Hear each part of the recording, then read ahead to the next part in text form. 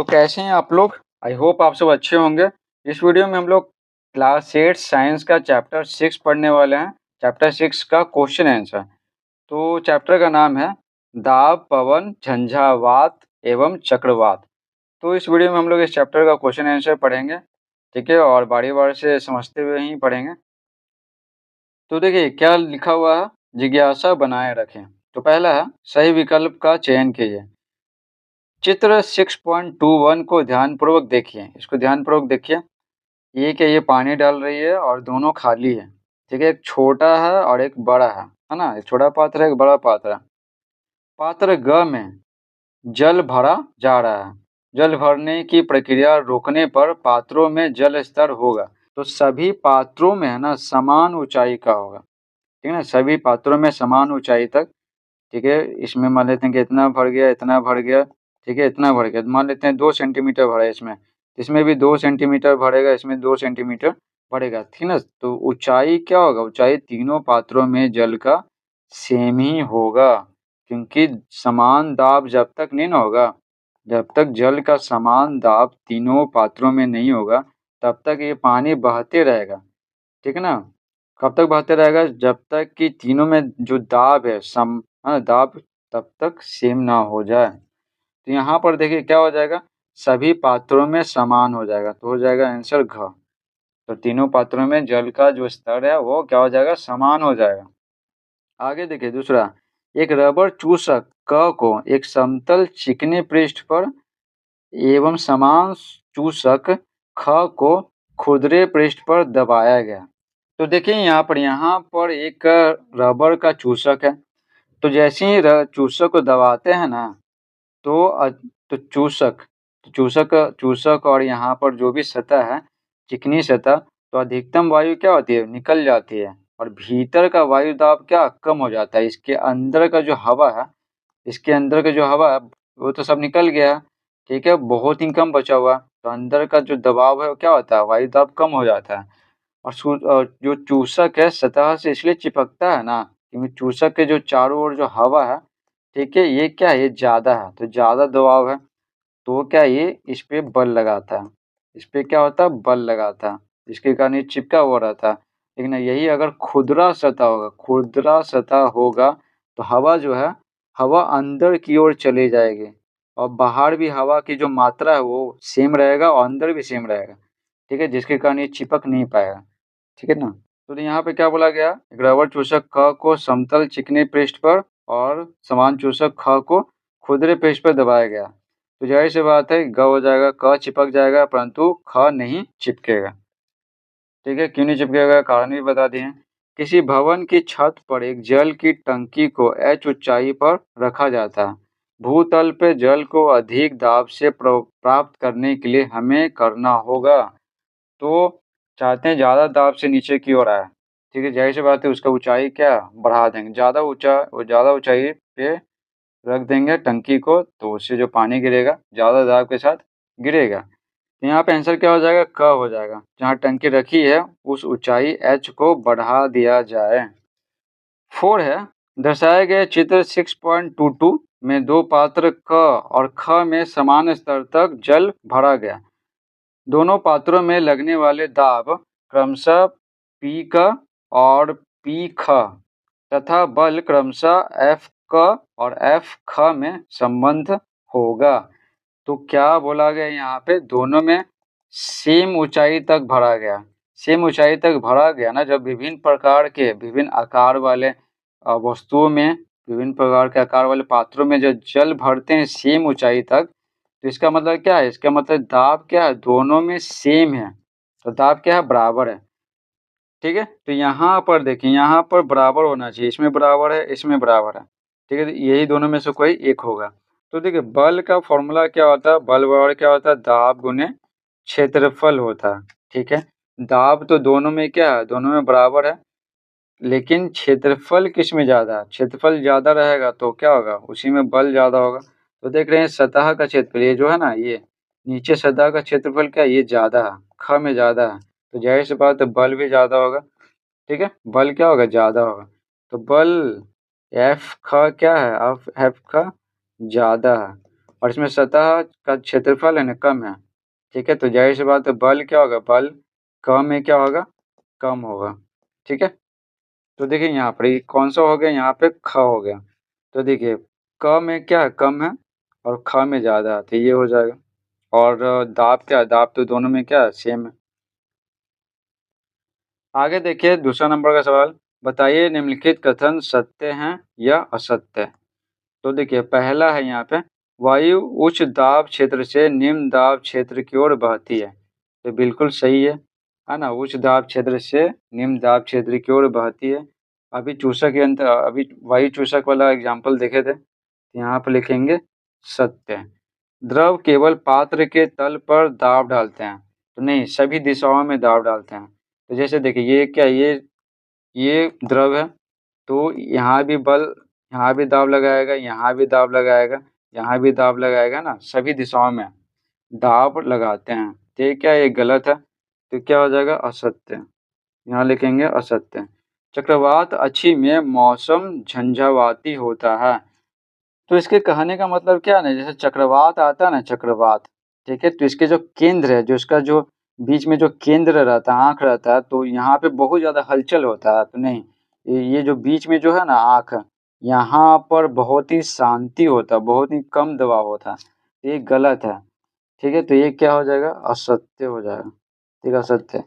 त्वरित झंझा के समय हम कार में सुरक्षित रहते हैं, तो ये बिल्कुल सत्य है, ठीक है। कार के अंदर बैठे हुए रहते हैं तो सही रहता है। उससे क्या होता है ना, उससे जो बिजली है, जैसे मान लेते हैं कि ये कार है, ठीक है, जैसे मान लेते हैं ये कार है, तो बिजली जो गिरता है ना, तो इसका जो बाहरी सतह है, ठीक है, ये सुचालक होता है, और इसे बिजली पास होते होते जमीन के अंदर चला जाता है बिजली, और हम सभी को नुकसान नहीं पहुंचाता है। इसी तरह से बहुत सारे सवाल यहाँ पे दिए गए है ना। यहाँ पर देखिए 13 सवाल दिए गए हैं, तो चलिए एक एक करके समझते हुए यहाँ पे पढ़ते हैं। तो देखिए तीसरा सवाल है, चित्र 6.23 क में रेतीली सतह पर एक लड़के को क्षैतिज रूप से लेटा हुआ दर्शाया गया, और चित्र 6.23 ख में लड़के को ऊर्ध्वाधर खड़ा हुआ दर्शाया है। किस स्थिति में लड़का रेत के अंदर अधिक धंसेगा, कारण दीजिए। इसमें लेटा हुआ, ठीक है, ये रेत है, इसमें लेटा हुआ, और इसमें क्या, खड़ा है। तो देखिए मान लेते हैं कि इसका जो भार है, दोनों में तो सेम ही है क्योंकि एक ही आदमी है। यहाँ पर क्षेत्रफल ज़्यादा है, यहाँ समझिए, ये इसके शरीर है ज़्यादा टच में है, तो क्षेत्रफल क्या है, ज़्यादा है। और ये क्या, छोटा सा क्षेत्रफल है, तो यहाँ पे क्षेत्रफल जो है, ठीक है, इसके शरीर का जो भार है लग रहा है क्या, कम क्षेत्रफल पे, बहुत ही कम, और यहाँ पे क्षेत्रफल क्या, बहुत ज़्यादा है, ठीक है। यहाँ पे एक छोटा सा चीज़ समझाते हैं। तो देखिए दाब बराबर क्या होता है, दाब बराबर होता है बल बटा क्षेत्रफल होता है। अगर क्षेत्रफल कम होता है तो दाब क्या होता है, ज़्यादा लगता है, ठीक है। क्षेत्रफल कम रहेगा तो दाब ज़्यादा लगेगा। तो क्षेत्रफल कम किस में है, किसमें, इसमें है ना, इसमें है, तो दाब क्या है, दाब यहाँ पर क्या होगा, दाब ज़्यादा लगेगा, और ये क्या है, धंसेगा। और ये इस क वाले क्षेत्रफल में क वाले चित्र में क्या है, क्षेत्रफल ज़्यादा है, ठीक है, क्षेत्रफल ज़्यादा है तो दाब क्या होगा, कम लगेगा। क्षेत्रफल और दाब के बीच में जो है ना उल्टा संबंध होता है, ठीक है। तो उत्तर लिखेंगे, लड़का ऊर्ध्वाधर खड़ा होने की स्थिति चित्र 6.23 ख में रेत के अंदर अधिक फंसेगा, क्योंकि जब वह लेटा होता है तो उसका शरीर रेत के साथ अधिक क्षेत्र में संपर्क में रहता है, जिससे दबाव कम पड़ता है, ठीक है। जबकि खड़े होने पर संपर्क क्षेत्र कम हो जाता है, और उसी भार का अधिक दबाव छोटे क्षेत्र पर पड़ने से और रेत में अधिक धंस जाता है। तो बस यहाँ पर बस एक ही नियम है कि दाब बराबर बल बटा क्षेत्रफल होता है। तो दोनों में ना क्षेत्रफल और दाब में उल्टा संबंध होता है। अगर क्षेत्रफल कम होगा तो दाब क्या होगा, ज़्यादा होगा। अगर क्षेत्रफल ज़्यादा होगा तो दाब कम होगा। यहाँ पर क्षेत्रफल कम है तो क्या होगा, दाब ज़्यादा लगेगा, तो ये क्या होगा, ये धंस जाएगा, ठीक है, इस चित्र में। चौथा प्रश्न है यहाँ पे, एक हाथी अपने चारों पैरों पर खड़ा है। यदि एक पैर द्वारा घेरे जाने वाला क्षेत्रफल 0.25 मीटर स्क्वायर है और हाथी का भार 20,000 न्यूटन है, एन मतलब न्यूटन है, तो हाथी द्वारा स्थल पर आरोपित दाब की गणना कीजिए। तो अभी दाब बताएं दाब का फॉर्मूला, दाब बराबर क्या होता है, बल बटा क्षेत्रफल होता है। तो उत्तर लिखेंगे, हाथी 4 पैरों पे खड़ा है इसलिए कुल क्षेत्रफल कितना हो गया। तो हाथी के इस तरह से मान लेते पैर है, ठीक है, तो एक पैर का क्षेत्रफल क्या 0.25 है मीटर स्क्वायर। तो 4 पैर रहेगा तो 4 से गुना कर देंगे तो कितना आ जाएगा। तो 25 चौके कितना होता है, अब बोलेगा 100 होता है। ठीक है, 2 पॉइंट है, 2 आगे लगा देंगे पॉइंट। ठीक है, या यूं कहिए कि 2 क्या होगा, 2 जीरो नीचे आ जाएगा पॉइंट को हटाएंगे तब। तो क्या हो गया, 1 हो गया, तो 1 मीटर स्क्वायर।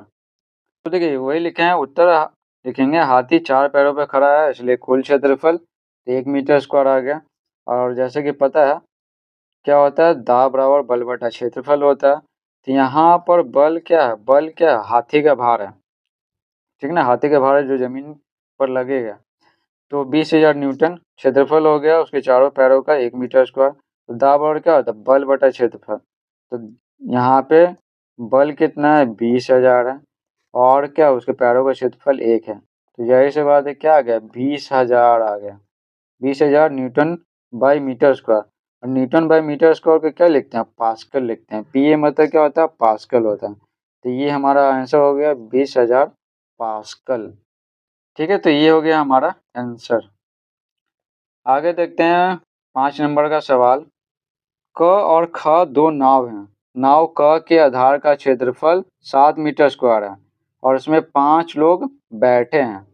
ठीक है, नाव ख के आधार का क्षेत्रफल 3.5 मीटर स्क्वायर है और इसमें 3 लोग बैठे हैं। यदि प्रत्येक व्यक्ति का भार 700 न्यूटन है तो पता लगाएं कि किस नाव के आधार पर अधिक दाब लगेगा और कितना लगेगा। तो देखिए प्रत्येक व्यक्ति का भार क्या है, 700 न्यूटन। तो नाव क के लिए देखें, ठीक है, तो नाव क में क्या है, इसमें 5 लोग बैठे हुए हैं। 5 लोगों का भार कितना हो जाएगा, 5 से 35, तो 3500 न्यूटन हो गया। और क्षेत्रफल कितना है, आधार का क्षेत्रफल नाव का क्या है, 7 मीटर स्क्वायर। ठीक है, तो दाब क्या होगा, दाब बराबर क्या होता है, बल बटा क्षेत्रफल होता है। दाब बराबर हम लोग पढ़ चुके हैं क्या होता है, बल बटा क्षेत्रफल होता है। तो ऊपर बल लिख दिए और नीचे क्षेत्रफल लिख दिए। अब इसको काटेंगे तो 7 पचे 35 हो जाएगा, 2 को जीरो बच गया। तो 500 न्यूटन बाय मीटर स्क्वायर हो गया। ठीक है, अब इसको क्या 500 क्या 500 पास्कल भी लिख सकते हैं। और वही नाव ख के लिए क्या है, कुल भार। नाव ख में क्या है, यहाँ पे देखिए 3 लोग हैं, 3 लोग, तो 7 21 हो गया, 2100 न्यूटन। क्षेत्रफल 3.5 मीटर स्क्वायर। तो दाब और क्या हो गया, बल। ठीक है, यहाँ पे बल बटा क्षेत्रफल, बल लिख दिए बटा में क्षेत्रफल। ठीक है, अब इसको काटेंगे तो देखिए यहाँ पे काट के आपको दिखाते हैं। देखिए 2100 बट्टा में 3.5। ठीक है, इस पॉइंट को हटाएंगे तो क्या हो जाएगा, ऊपर जीरो, 1 जीरो आ जाएगा। ठीक है, अब इसको काटिए, 7 पचे 35, 7 21। ठीक है, फिर काटिए, 5 छक 30, 1 जीरो बच गया। 60 गुने 10 कितना होता है, 600 होता है। तो वही यहाँ पे लिख दिए 600 न्यूटन बाय मीटर स्क्वायर को हम लोग लिख सकते हैं 600 पास्कल। ठीक है, न्यूटन बाय मीटर स्क्वायर को पास्कल लिख दिए। तो इस प्रकार से क्या नाव ख के आधार पर अधिक दाब, है ना, अधिक दाब 600 न्यूटन बाय मीटर स्क्वायर लगेगा। तो इस तरह से आप लिख लीजिएगा अच्छे से। आगे देखते हैं छठा सवाल। यदि वायु और बादल दोनों विद्युत के सुचालक होते हैं तो क्या त्वरित उत्पन्न होती, अपने उत्तर का कारण दीजिए। उत्तर लिखेंगे, यदि वायु और बादल दोनों विद्युत के सुचालक होते तो त्वरित उत्पन्न नहीं होते, क्योंकि बादलों में जमा आवेश आसानी से वायु के माध्यम से पृथ्वी तक पहुंचकर धीरे धीरे संतुलित हो जाता है, जिससे बड़ा विभवांतर नहीं बनता, यानी ज़्यादा बड़ा गैप बनना चाहिए। त्वरित तभी बनती है जब वायु कुचालक होने के कारण आवेश एक साथ तेजी से विसर्जित होता है, एक साथ तेजी से आवेश निकलता है। ठीक है, कहाँ, बादल से धरती की ओर। चलिए इसको थोड़ा बहुत समझाते हैं कि त्वरित है ना, त्वरित कैसे उत्पन्न होता है। इसके बाद वाले सवाल में पूछेगा कि त्वरित कैसे उत्पन्न होता है, तो वहाँ पर भी काम आ जाएगा। तो देखिए यहाँ पे अच्छे से बताया हुआ है, इसको अच्छे से समझ लें। इसके बाद एक और जो सवाल है ना उसमें ये पूछा गया है। तो देखिए बर्फ, ये जो बादल है, ठीक है, बादल पता ही है कि ठंडा होता है तो कुछ बर्फ बन जाता है, पानी भी रहता है, छोटे कण होते हैं, बड़े कण होते हैं। ठीक है, तो ये आपस में टकराते हैं, तो बर्फ और पानी के कण आपस में टकराते हैं और पानी भी आपस में, पानी की जो बूंदें होती हैं वो भी आपस में टकराती हैं। ठीक है? तो जब 2 वस्तुएँ, एक वस्तु है 2 वस्तुएँ, दोनों को आपस में रगड़ते हैं या टकराते हैं ना, तो एक पे प्लस और एक पे माइनस पैदा होता है। एक पे धनावेश, एक पे ऋण आवेश पैदा होता है। समझ गए ना? जैसे 2, आप देखिए, जैसे 2 वस्तु है, एक वस्तु है और ये दूसरा वस्तु है। अब दोनों को रगड़ेंगे, इसमें मान लेते हैं कि 2 धन आवेश आया, तो इस पे 2 ऋण आवेश आएगा। मान लेते हैं इस पे 5 धन आवेश आया, तो इसमें 5 ऋण आवेश आएगा, बराबर-बराबर आता है। तो धन आवेश, पैदा हुआ धन आवेश ऊपर जाके जमा हो जाता है और नीचे, बादल के नीचे ऋण आवेश जमा हो जाता है। ठीक है? तो वही लिखा हुआ, बादल का निचला हिस्सा ऋणात्मक हो जाता है और ऊपरी हिस्सा धनात्मक हो जाता है। अब क्या होता है ना, अब ये जो पृथ्वी है, ठीक है? नीचे क्या है? नीचे यहाँ पे पृथ्वी है, ठीक है? पृथ्वी में प्लस और माइनस दोनों है, तो माइनस के नज़दीक में क्या आ जाता है ना, पृथ्वी में प्लस आ जाता है। तो पृथ्वी में जो प्लस और माइनस दोनों है, तो ये माइनस है, तो माइनस है ना, ये प्लस को आकर्षित करता है। तो यहाँ पे पृथ्वी के पास ये प्लस अलग आ जाता है और माइनस है ना, पृथ्वी के नीचे जमा रहता है। ठीक है? और फिर क्या होता है ना, फिर बादल और ज़मीन के बीच अचानक विद्युत विसर्जन होता है, मतलब अचानक। ठीक है? अचानक होता है, तो इस तरह से ऐसे-ऐसे आ जाते हैं। जो माइनस है, ये क्या, ये प्लस, पृथ्वी के प्लस की ओर आने लगता है। और क्या होता है, बहुत ज़्यादा बिजली पैदा होता है ना? तो इसी को बोलते हैं बिजली गिरना। ठीक है? तो आई होप समझ में आ गया होगा कि त्वरित कैसे उत्पन्न होता है। तो अगर मान लेते हैं कि वायु और बादल दोनों विद्युत के सुचालक होते हैं ना, तो त्वरित उत्पन्न नहीं होते, क्योंकि जैसे यहाँ पर देखिए, जैसे यहाँ पे ऐसे बादल है, ठीक है? बादल है, ठीक है? और ये पृथ्वी है, ठीक है? पृथ्वी है और यहाँ पे क्या, वायु है। तो वायु भी सुचालक है। तो यहाँ जो आपको बताए थे, यहाँ पे क्या बताए थे, यहाँ पे माइनस होता है बादल के नीचे। जब माइनस पैदा होगा तो ये क्या, वायु से होते हुए पृथ्वी में चला जाएगा। ठीक है? तो थोड़ा-सा पैदा हुआ फिर चला गया, थोड़ा-सा और पैदा हुआ फिर चला गया, थोड़ा-सा और पैदा हुआ चला गया। ठीक है? इस तरह से क्या होगा, इस तरह से सब संतुलित हो जाता है। ठीक है? तो जिससे बड़ा विभवांतर नहीं पैदा होता है। ये जो बादल है, बादल में क्या होता है, ज़्यादा है ना, ज़्यादा जब माइनस-माइनस बहुत ज़्यादा जमा हो जाता है, बहुत ज़्यादा। पृथ्वी में क्या होता है, पृथ्वी में भी इस पर क्या, प्लस-प्लस बहुत ज़्यादा जमा हो जाता है, बहुत ज़्यादा। दोनों में अंतर बहुत ज़्यादा हो जाता है और अचानक है ना, ये वायु से होते हुए ये माइनस है, प्लस की ओर आने लगता है। इसी को बोलते हैं बिजली, बिजली गिरा, है ना? तो इस तरह से त्वरित उत्पन्न होता है। नेक्स्ट देखते हैं यहाँ पे क्या बोला गया। यदि बोतल में जल एक निश्चित ऊंचाई तक भर दिया जाए तो दर्शाए गए चित्र 6.24 के अनुसार दो समान गुब्बारों क और ख का क्या होगा?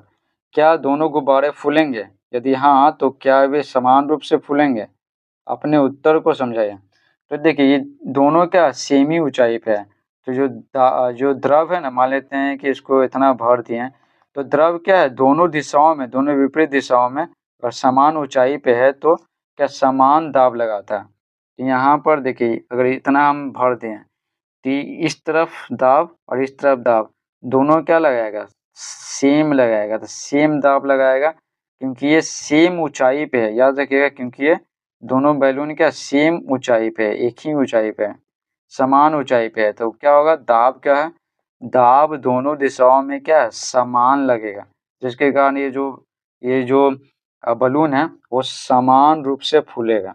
तो उत्तर लिखेंगे, हाँ, दोनों गुब्बारे क और ख फूलेंगे और वे समान रूप से फूलेंगे, क्योंकि दोनों एक ही ऊंचाई पे लगे हैं, इसलिए उन पर जल का दाब समान होता है और समान दाब के कारण दोनों गुब्बारे एक समान मात्रा में फूलते हैं।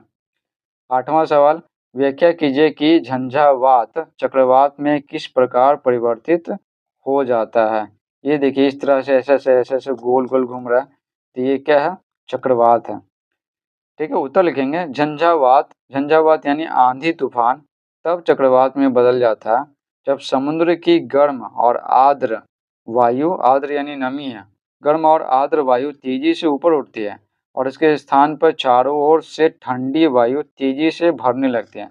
इसे वायु का एक घूमता हुआ क्षेत्र बन जाता है, जिसमें कम दाब केंद्र बनता है और तेज हवाएं उस केंद्र की ओर घूमती हुई चलती हैं।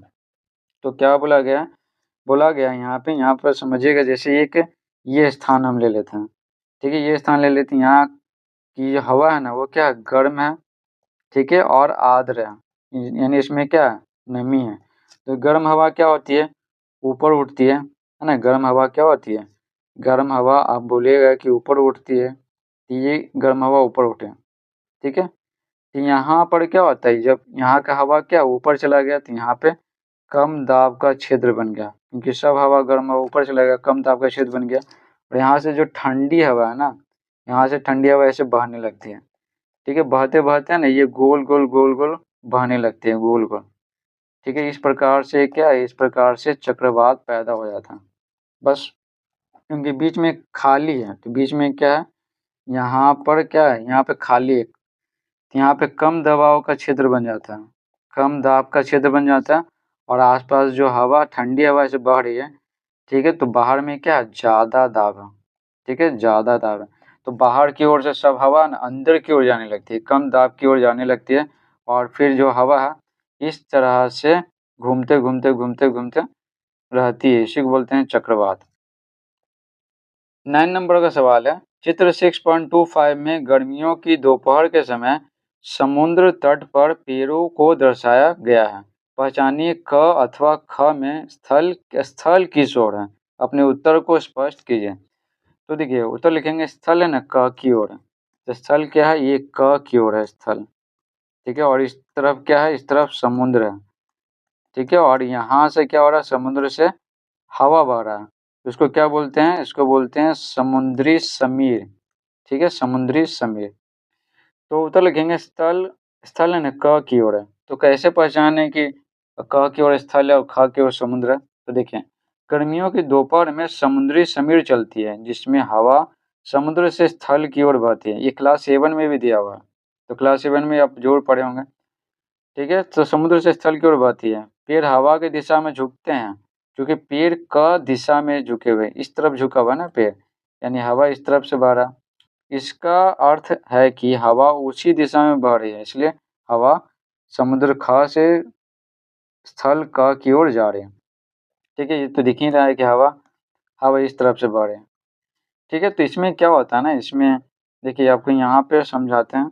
जैसे मान लेते हैं कि ये क्या है, जैसे मान लेते हैं यहाँ पे ये क्या है, ये समुद्र है, ठीक है। और यहाँ पे क्या है, यहाँ पे स्थल है, ठीक है, यहाँ पे स्थल है। तो क्या होता है, दोपहर के समय बोल रहा है, दोपहर के समय में ये स्थल है ना जल्दी गर्म हो जाता है। तो यहाँ की जो हवा है ना, यहाँ की जो हवा है, स्थल जल्दी गर्म हो जाती है। यहाँ की जो हवा है वो गर्म होकर ऊपर ऊपर उड़ती है, गर्म होकर क्या हो गया, ऊपर उड़ गया। तो यहाँ पे क्या खाली हो गया, जिसके कारण यहाँ का जो ठंडा जो हवा है ना, यहाँ की जो ठंडी हवा है, इसका जगह लेने के लिए इस तरफ बहने लगती है, ठीक है। तो समुद्र से ठंडी हवा स्थल की ओर बहने लगती है दोपहर के समय में, तो वही यहाँ पे बोला गया। ऐसे भी क्लास 7 में तो दिया हुआ ही है, तो आप जरूर पढ़े होंगे। तो देखिए 10वां है, ऐसे किसी क्रियाकलाप का वर्णन कीजिए जो यह दर्शाए कि वायु उच्च दाब क्षेत्र से निम्न दाब क्षेत्र की ओर बहती है। तो ये सिद्ध करना है कि वायु उच्च दाब क्षेत्र से निम्न दाब क्षेत्र की ओर बहती है। तो देखिए उत्तर लिखेंगे, क्रियाकलाप है ना, एक्सपेरिमेंट बताना है। तो देखिए दो समान गुब्बारे और एक नली लीजिए, दो समान गुब्बारे और एक नली लीजिए। एक गुब्बारे को फुलाइए और दूसरे को खाली छोड़ दीजिए। इस गुब्बारे को पूरा फुलाना है, बहुत पूरा फुलाना है, ठीक है। अब दोनों को नली के सिरों से बांध दीजिए ताकि हवा बाहर न निकले, ठीक है। तो दूसरे को खाली छोड़ दिए थे और इसको पूरा भर दिए थे और दोनों को जोड़ दिए हैं, ठीक है। और नली के और इसको क्या यहाँ पे बांध दिए ताकि हवा बाहर ना निकले। और ये नली है, तो हवा है ना, हवा इससे पास कर सकता है। अब देखते हैं क्या होता है कुछ समय के बाद। तो देखिए फूले हुए गुब्बारे से हवा नली के द्वारा खाली गुब्बारे में जाने लगती है।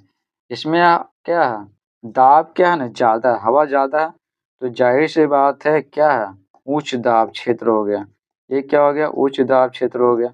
इसमें हवा क्या था, कम था, तो इसमें क्या निम्न दाब क्षेत्र हो गया, निम्न दाब क्षेत्र हो गया। और कुछ समय के बाद हम क्या देखते हैं, देखिए फूले हुए गुब्बारे से हवा नली के द्वारा खाली गुब्बारे में जाने लगती है। तो हवा को देख नहीं सकते लेकिन ये फूल रहा है, ठीक है, तो छोटा वाला, तो यानी वो क्या हो रहा है, उसमें हवा जा रहा है। पहला गुब्बारा धीरे धीरे छोटा होता है, दूसरा गुब्बारा फूलने लगता है।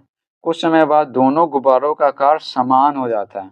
तो देखते हैं क्या ना कि यहाँ से हवा उच्च दाब क्षेत्र से निम्न दाब की ओर जाने लगती है, बड़ा बलून से छोटे बलून की ओर। ये इतना हो गया, ठीक है, और ये भी इतना हो गया। दोनों समान रूप से है ना फूल जाता है बराबर। तो कारण क्या है? शुरू में एक गुब्बारे में उच्च दाब और दूसरे में निम्न दाब होता है, इसलिए हवा उच्च दाब से निम्न दाब की ओर बहती है। जब दोनों गुब्बारों का दाब बराबर हो जाता है, यानी दोनों गुब्बारों में हवा की मात्रा सेम हो जाता है, तब हवा का प्रवाह रुक जाता है। ठीक है, आगे देखिए 11वां प्रश्न, त्वरित झंझा क्या है? इसके निर्माण प्रक्रिया की व्याख्या कीजिए। तो देखिए उत्तर लिखेंगे, त्वरित झंझा वह मौसम की स्थिति है जिसमें बादलों में विद्युत आवेश बनने के कारण बिजली चमकती है और तेज गरजती है ना, तेज गरज होती है, दोनों होता है। बिजली भी चमकेगा यानी बिजली भी गिरेगा, और है ना बादल जोर से गरजेगा। गर्म और नम वायु ऊपर उठकर बादल बनाती है और बादलों में घर्षण से विद्युत आवेश जमा हो जाता है। गर्म और नम वायु ऊपर उठकर बादल बनाती है, बादलों में घर्षण से विद्युत आवेश जमा हो जाता है, और जब यह अधिक हो जाता है तो अचानक विसर्जन होता है, जिससे बिजली चमकने और गरजने की घटना होती है। ये तो आपको पहले भी बताया। अब नेक्स्ट देखिए 12 नंबर का सवाल, उस प्रक्रिया की व्याख्या कीजिए जिसके कारण त्वरित उत्पन्न होती है। तो देखिए उत्तर लिखेंगे, जब बादलों में घर्षण के कारण धनात्मक और ऋणात्मक आवेश अलग अलग जमा हो जाते हैं, इससे बादलों के बीच या बादल और पृथ्वी के बीच बड़ा विद्युत विभवांतर बन जाता है। जब यह विभवांतर बहुत अधिक हो जाता है तो वायु का प्रतिरोध, जो वायु कुचालक है, तो वायु का प्रतिरोध टूट जाता है और आवेश अचानक एक स्थान से दूसरे स्थान पर प्रवाहित होता है, जिससे त्वरित उत्पन्न होती है। तो देखिए यहाँ पर मान लेते हैं कि ये क्या बादल है, तो बादल के जो अंदर जो पानी के कण हैं, बर्फ के कण, वो टकराते हैं और फिर क्या होता है, समान मात्रा में धन आवेश और ऋण आवेश पैदा होता है ना। तो ऋण आवेश नीचे की ओर जमा हो जाता है और धन आवेश क्या ऊपर की ओर है ना जमा होते जाता है।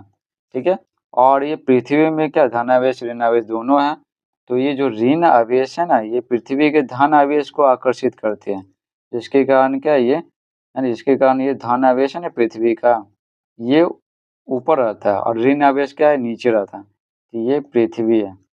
ठीक है, जब इसी तरह से लगातार होते रहता है तो पृथ्वी पे ज़्यादा मात्रा में धनावेश ऊपर की ओर जमा होते जाता है, और साथ ही साथ अगर बात करें यहाँ पे, ठीक है, बादल में भी ऋण आवेश, ठीक, ऋण आवेश बहुत जमा हो रहा है और धन आवेश क्या बहुत ज़्यादा जमा हो रहा।